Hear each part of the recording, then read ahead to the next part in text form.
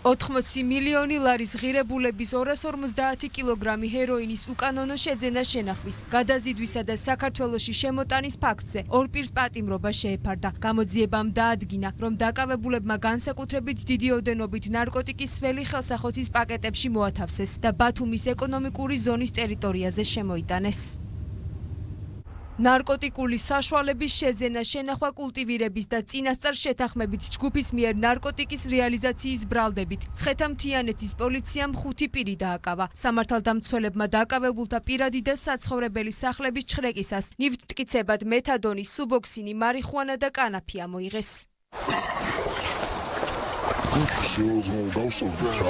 ამ ფარულ ჩანაწერებში ნარკოტიკების საკონტროლო შესყიდვაა ასახული, რომელიც სამართალდამცველებმა მოსამართლის განჩინების საფუძველზე მოახდინეს. დაკავებული ძმები კუთხაშვილები ნარკოტიკულ საშუალებას სპეციალურად მოწყობილ სამალავში, საცხოვრებელ სახლში ინახავდნენ. თქვენ ბრალად გედებათ ნარკოტიკული საშუალების უკანონო შეძენა, შენახვა, რეალიზაციის ფაქტი განხორციელებული ჯგუფურად. შეძენა, შენახვას და რეალიზაციას ჯგუფურად.